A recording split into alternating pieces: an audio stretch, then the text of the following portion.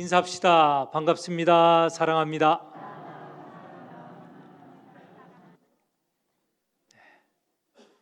오늘 설교 제목 좁은 문으로. 좁은 문으로. 우리 주님 예수님의 삶이 좁은 문으로 들어가신 삶이었습니다. 예수님의 일생을 세 구분할 수 있을 것 같아요. 하나는 갈릴리에서의 사역, 그리고 세 번째는 예루살렘에서 십자가에 고난받고 죽으시고 또 부활하시는 사역. 가운데가 빠졌죠. 가운데는 뭘까요? 갈릴리에서 예루살렘으로 올라가는 길입니다. 예수님의 사역 전체가 좁은 길로 들어가는 삶이었습니다. 일부 때는 갈릴리의 삶은 그래도 괜찮았다 말씀을 드렸는데 사실 그렇지 않습니다. 갈릴리에서의 삶도 보면 예수님이 정말 힘써서 말씀을 전하시고 기적이적도 행하시고 병자도 고치시고 귀신도 내쫓으시고 하나님 나라를 힘있게 전파하였지만 3년이라고 하는 그 세월 동안 얼마나 많은 제자들이 있었는지는 우리가 보는 대로 그렇게 많지 않았다는 것을 알게 됩니다. 환호했던 자, 따랐던 자들은 많았지만 끝까지 함께하고 환호한 또 따르는 자는 그렇게 많지 않았다는 것이죠. 그 3년 동안의 삶을 보면 어느 한 곳에 편히 머무셨던 삶이 아닙니다. 가버나움을 베이스 캠프로 해서 여기저기 다니는 삶이었습니다. 그래서 동네에 들어갈 때마다 잠을 청하였고 또 식사할 것도 청하였습니다. 그것이 받아들여지지 않으면 노숙하기도 하고 굶기도 하셨습니다. 3년의 삶은 그야말로 나그네의 삶이었고 방랑의 삶이었습니다. 그렇지만 그 어려운 삶이지만 예수님께서는 당신이 온 목적, 하나님 나라를 전파하여 사람을 구원하고 영원한 생명을 주는 일을 위해서 많은 어려움을 겪었다는 것이죠. 늘 좁은 문으로 들어가는 삶이었고 또 이후에 좁고 협착한 길을 걸었던 삶이었다는 것이죠. 그런데 그 삶의 절정이 어디냐면 예루살렘입니다. 예루살렘에서의 삶은 어떻습니까? 예루살렘에서의 삶이라고 하지만 그렇게 긴 시간은 아니었습니다. 예루살렘 입성할 때는 사람들의 환호도 잠깐 받았지만 그 안에서 성전 안에서 말씀을 나누고 할 때 계속되는 도전이 있었습니다. 제사장들, 서기관들, 다시 말해서 율법학자들이죠. 여러 사람들의 도전을 계속 받았습니다. 그리고 마침내는 이제 마지막 날, 전날 밤, 우리가 2주 전에 또 지난주에 보았던 대로 마지막 날 마지막 만찬이 있었고 그 만찬을 끝내신 후에 겟세마네에서 기도를 하셨습니다. 기도를 하신 그 겟세마네는 사실 좁은 문의 마지막 순간일 수도 있습니다. 그 좁은 문으로 들어가지 않고 피하셨으면 죽음은 없었죠.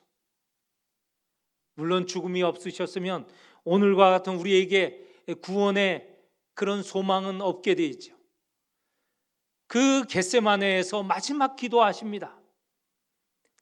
이 죽음의 잔을 피하고 싶습니다. 그렇지만 하나님의 뜻을 쫓기를 원합니다. 다시 말해서 좁은 길로, 좁은 문으로 들어가기를 결단하셨죠.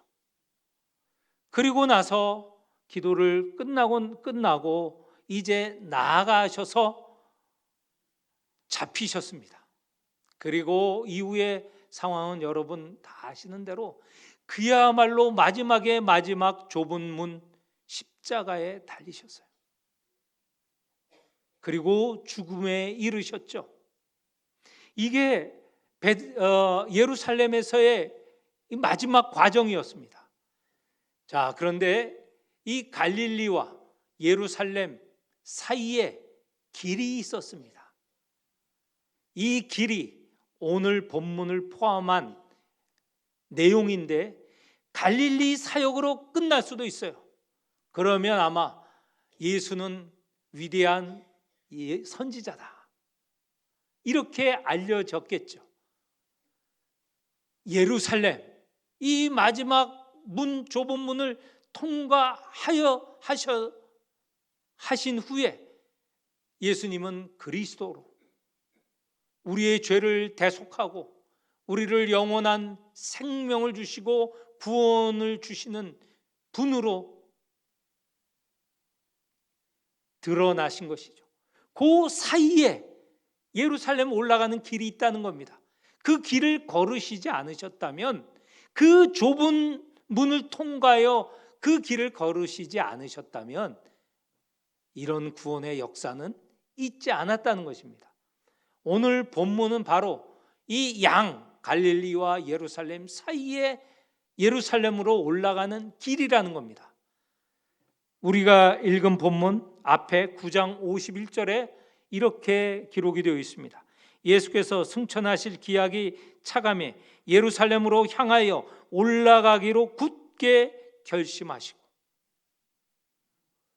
예루살렘으로 올라가기로 굳게 결심한 결단이 있으셨다는 거예요. 좁은 문으로 들어가는 거 쉬운 것이 아니라는 것입니다.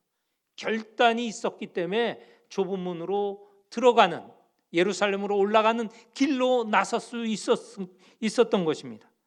그리고 오늘 우리가 읽은 22절 보면 예수께서 각성 각마을로 다니사 가르치시며 예루살렘으로 여행하시더니, 이제 예루살렘으로 가는 길에 나섰다는 것입니다. 우리의 삶에는 많은 결단들이 있습니다. 좁은 문으로 들어갈까? 아니면 세상 사람들이 가는 것처럼 넓은 문으로 들어갈까? 넓은 문은 보기도 좋고요, 그 문으로 들어가면 넓고 그리고 편한 길이 있어서 가기도 좋은 길입니다. 그런데 그 길은 세상 길이에요. 그 길의 마지막은 멸망입니다. 좁은 길은 들어가기 힘들지만 그 길을 통하면 그 길을 가는 동안 길이 좁고 협착하여서 가기가 어려운 길입니다. 그러나 거기에 마지막은 생명의 길입니다. 생명을 주는 길입니다. 이 말씀 마가복음 7장 13절 14절에는 좀 더 구체적으로 말씀하고 있어요. 제가 읽겠습니다. 좁은 문으로 들어가라. 멸망으로 인도하는 문은 크고 그 길이 넓어 그리로 들어가는 자가 많고, 생명으로 인도하는 문은 좁고 길이 협착하여 찾는 자가 적음이라. 이렇게 우리 앞에는 좁은 문, 넓은 문이 있습니다. 늘 선택하며 가는 길이라는 것이죠. 그리고 좁은 문으로 들어가더라도 바로 구원에 이르는 것은 아닙니다. 그 좁은 문으로 들어가는 길이 좁고 협착하라는 것이죠. 그 길을 통하여서 마지막에 우리는 하나님 나라 잔치에 참여할 수 있게 된다는 것이죠. 넓은 문은, 세상 길은 편하고 쉬워 보여요. 그래서 사람들이 그 길을 택하여 가는 겁니다. 세상 나기 얼마나 즐거워요? 많은 분들 중에 뭐 저도 그렇습니다만, 야, 저 좁은 문으로 들어가 가는 저 길 참 힘들고 어려운 건데 왜 저쪽으로 가? 이 세상 길 넓고 편하고 쾌락도 있고 쉽고 즐겁고 한데 이 길 가야지 하는 마음이 제 마음에도 있습니다. 그래서 늘 갈등할 때가 있어요. 왜 이 목회자의 길을 택하여서, 여러분에게는 성도의 길입니다. 다 같은 내용이에요. 왜 이 길을 택하여서 지금 어렵게 살아야 되나? 왜 말씀을 읽으면 가슴이 찔리고 양심이 가책이 되고, 설교 말씀을 들어도 또 마찬가지고 왜 이래야 되는가? 이러고 듣지 않고 편한 길, 그냥 편안하게 살아면 좋겠는데, 이런 마음이 들 때도 있다는 겁니다.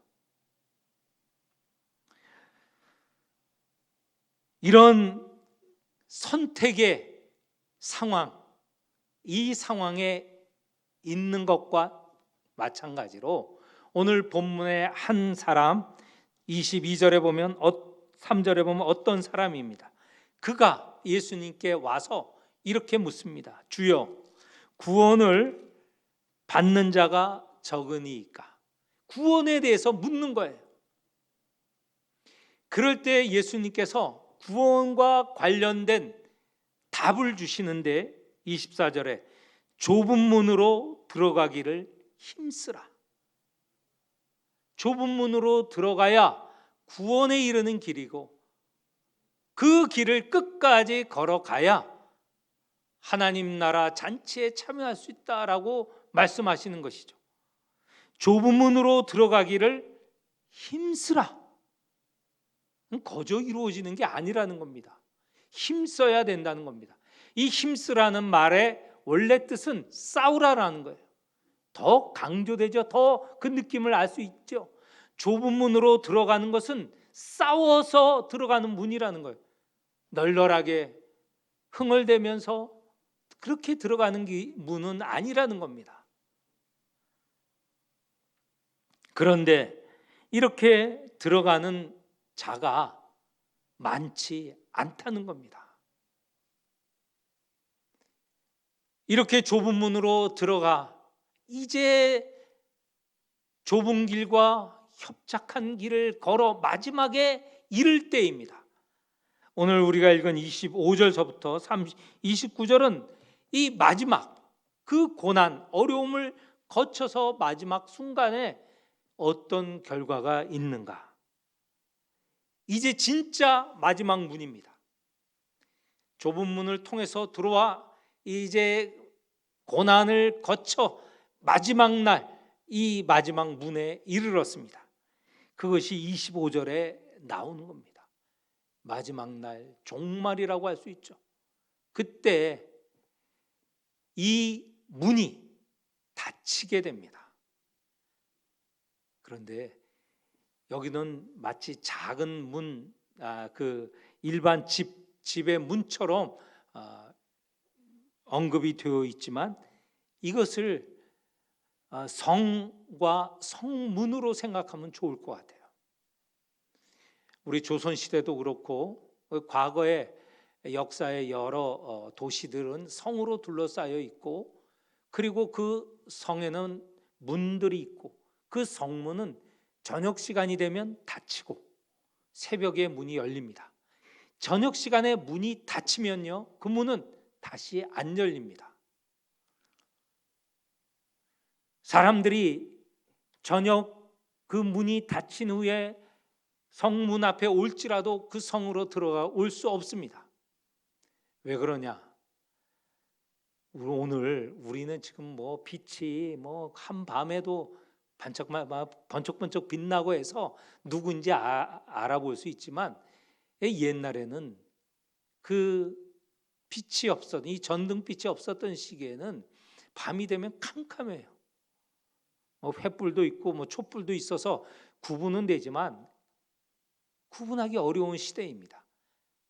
그래서 성문을 닫습니다. 왜냐하면 외부인이 들어오지 못하도록 하는 일이에요. 성문으로 들어가는 것은 성 안에 사는 사람이 들어가는 것이죠. 혹 낯선 사람이라도 그 성 안에 들어갈 때는 허락을 받고 그래서 들어갈 수 있는데, 저녁이 되면 문을 닫습니다. 왜냐하면 알지 못하는 사람이 성 안에 들어와서 무슨 해코지를 할 수 있을지 모르기 때문에 문을 닫는 거예요. 성의 안전을 위해서 문을 닫습니다. 자, 이렇게 성문이 닫히는 시기입니다. 마치 저녁이 되어 문이 닫혀졌어요. 그럴 때 성에 들어가지 못한 사람들이 이렇게 아우성을 칩니다. 25절 중반에 주여 문을 열어 주소서. 그런데 성 안에 있는 성의 주인이 이렇게 대답합니다. 나는 너희가 어디에서 온 자인지 알지 못하노라. 어디에서 온 자인지 모른다는 거예요. 그런 자를 성 안에 들여보내면 무슨 일이 생길지 모르니 그 성문을 닫고 들어오지 못하게 하는 것이죠. 그런데 그 밖에 있는 사람이 이렇게 또 얘기를 합니다. 26절 우리는 주 앞에서 먹고 마셨으며 주는 또한 우리의 길거리에서 가르치셨나이다. 우리는 주님과 같이 있었던, 주님과 얼굴을 서로 튼 사람입니다. 알고 있는 사람 아닙니까? 이거 보세요, 우리 아는 사람 아니에요? 이렇게 하소연을 하는 것이죠. 그런데 성의 주인은 이렇게 말합니다. 27절 나는 너희가 어디에서 왔는지 알지 못하노라. 심지어는 행악하는 모든 자들아 나를 떠나가라. 이렇게 말씀을 하십니다. 도대체 이 말씀은 무슨 뜻일까요? 상황을 보니 성 밖에 있는 사람, 문으로 지금 들어가지 못하는 자는 이 성의 주인을 알만한 자라고 하는 거예요. 우리 얼굴 알지 않습니까? 함께 밥 먹지 않았습니까? 주님이 가르치실 때 그 자리에 있었습니다 라고 하는 겁니다. 그런데 이 성의 주인이 말씀하신 알고 모르고는 얼굴을 알고 모르고의 문제가 아니라는 것을 알 수 있죠. 왜 모른다고 하였을까? 그것이 오늘 중요한 이유입니다. 왜냐하면 이들은 지금까지 삶에 좁은 문으로 들어오고 좁은 길을 걷지 않던 사람이었습니다. 그들은 지금까지 넓은 문으로 편하게 들어오고 지금까지 지내온 사람이었다는 것이죠.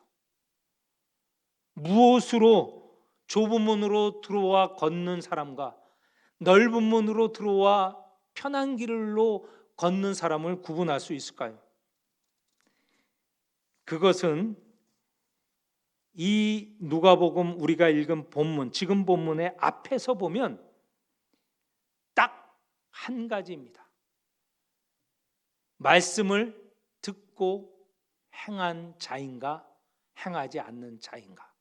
이 한 가지, 이 말씀을 듣기는 들었지만 그 말씀대로 살았던가 살지 않았던가, 이것이 구분이 된다는 것입니다.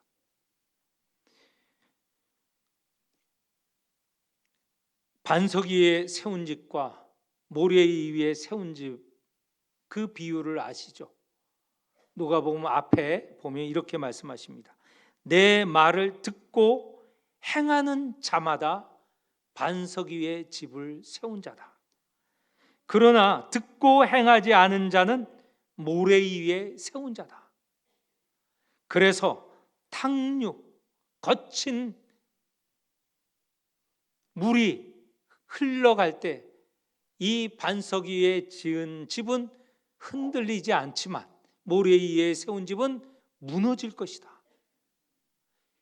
행하느냐, 말씀대로 행하느냐가 결국은 판단의 기준이라는 거예요. 성문으로 들어간 자와 들어가지 못하는 자의 이 판단 기준이라는 것입니다. 또 있습니다. 씨 뿌리는 자의 비유를 여러분 들으셨죠? 좋은 땅에 있다는 것은 착하고 좋은 마음으로 말씀을 듣고 지키어 인내로 결신하는 자이니라. 말씀을 다 듣습니다. 길가에 뿌려진 땅, 그리고 바위에 뿌려진 씨, 그리고 가시덜 풀에 뿌려진 씨, 다 말씀을 듣는다고 하였어요. 그런데 그들은 그 말씀대로 살지 않았다는 거예요. 좋은 땅에 뿌려졌다는 그것은 바로 말씀을 듣고 행하는 자를 말하고 있습니다. 어느 한 사람이 예수님에게 이렇게 말하였어요. 당신을 뵌 태와 젖을 먹인 그분은 복이 있습니다. 예수님을 낳은 마리아를 찬양하는 것이죠. 마리아는 정말 존경받을 만하고 우리가 박수칠 만한 분입니다. 그런데 그때 예수님의 답변은 무엇인지 아십니까? 맞아요.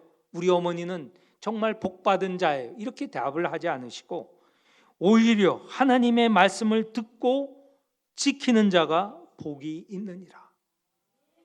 말씀을 듣고 지키는 자가 진정 복이 있다고 했습니다. 또 이렇게 말씀하셨어요. 예수님이 어느 집에서 말씀을 가르치고 계실 때 당신의 어머니와 형제들이 찾아왔어요. 사람을 안으로 보내어 뵙자고 했습니다. 그럴 때 예수님께서 하신 말씀 잘 알고 있죠. 누가 나의 어머니고 형제이냐? 하나님의 말씀을 듣고 행하는 이 사람들이 진정 내 어머니와 내 형제들이다. 결국은 그렇습니다. 말씀은 듣되 거기까지만 멈추는 자, 그는 성문 앞에서 문을 두드리며 우리를 알지 않습니까? 함께 식사하지 않았습니까? 가르칠 때 우리 그 자리에 있었습니다. 더 나아가서 마태복음을 인용하면 주여 주여 주님의 이름으로 우리는 기적도 행하고 주님의 이름으로 여러 가지 일을 행했습니다. 했던 자와 마찬가지입니다. 그런데 예수님께서는 도대체 누구인지 모르겠다.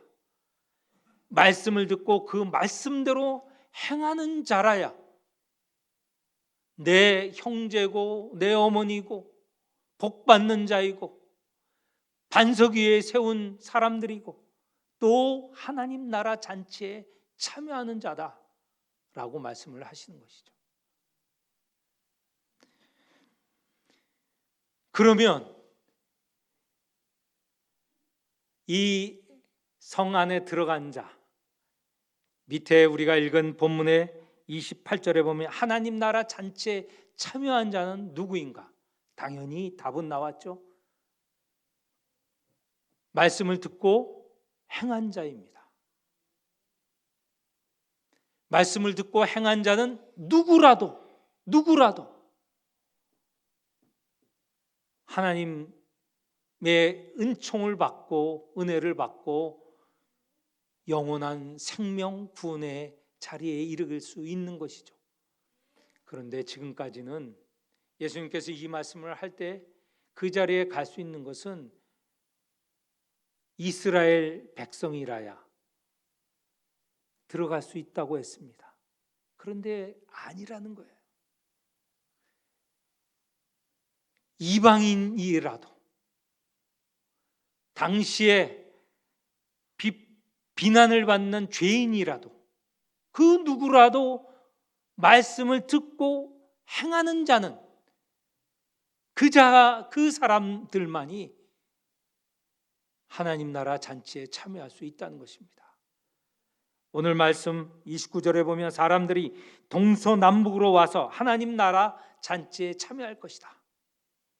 이스라엘 백성이 아니라는 거예요. 말씀을 듣고 행하는 그 누구나 하나님 나라 잔치에 참여한다는 것입니다. 이 누가복음을 쓴 누가가 사도행전도 썼습니다. 사도행전을 읽어보십시오. 거기에 보면 동서남북에서 온 말씀을 듣고 그 말씀대로 살고자 했던 사람들, 수없이 많은 내용이 나옵니다. 오늘 이 자리에 앉아 있는 우리도 바로 다름이 아닌 하나님의 말씀을 듣고 행하는 자로서 초청을 받고 이 자리에 있는 것이죠. 그런데 정말 내가 말씀을 듣고 행하고 있는가? 이거는 우리의 생명을 둔 판단이어야 합니다. 이 구원을 두고 우리가 판단을 하여야 되는 거예요. 그냥 거저 비상적이고 그냥 내 생각만으로 나는 구원을 받았어, 나는 영원한 생명을 얻었어, 이렇게 할 것이 아니라는 거예요. 내가 말씀을 듣고 행하고 있는가? 이것을 진지하게 이 말씀으로 내 자신을 돌아보아야 한다는 것입니다. 예수님께서 좁은 문으로 들어가셨습니다. 좁고 협착한 길로 걸으셨습니다. 마지막에는 십자가의 길, 좁은 문을 통과한, 그리고 고난의 길을 통과한 죽음에 이르셨습니다. 그때서야 사흘 만에 부활이 있고 또 영원한 생명을 주시고 죄를 속해 주시는 그런 그리스도 주님이 되셨습니다. 우리도 주님의 길을 따라서 좁은 길, 협착한 길로 갈 때에 우리에게 영생, 구원이 주어진다는 것을 이 시간 말씀을 믿고 이 말씀을 따라서 살아가시는 성도들이 되시기를 축원합니다. 하나님 아버지, 세상의 길은 넓고 편해 보입니다. 그러나 그 길의 마지막은 멸망입니다. 그리스도를 따르는 길, 좁고 힘들고 쉽지 않은 길이지만 그 마지막은 영생을 얻는 길이고 또 하나님 나라 잔치에 참여하는 기쁘고 즐거운 이름을 기억하고 소망하게 하여 주옵소서.